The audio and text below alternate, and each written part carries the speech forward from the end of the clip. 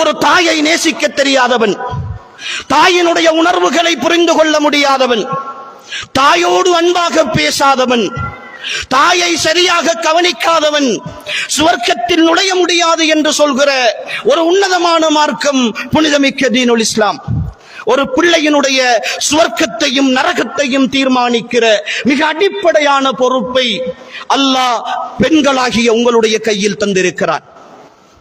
ஒரு பிள்ளையின் மீது நீங்கள் வைக்கிற நேசம், ஒரு பிள்ளையின் மீது நீங்கள் கொண்டிருக்கிற திருப்தி, ஒரு பிள்ளை உங்களின் மீது வைத்திருக்கிற பாசம் அந்த பிள்ளையினுடைய சுவர்க்கத்திற்கான வழியாக அமையும் என்று சொல்கிற அளவுக்கான மிக உன்னதமான பாக்கியத்தை பெற்றவர்கள் நீங்கள். அது மட்டுமல்ல, ஒரு ஆண் வெளியிலே சமுதாயத்தில் வருகிற பொழுது அவன் ஒரு பள்ளியினுடைய தலைவராக இருக்கலாம், ஒரு சமுதாயத்தினுடைய தலைவராக இருக்கலாம், அல்லது ஒரு சமூக சேவை செய்கிறவனாக இருக்கலாம்.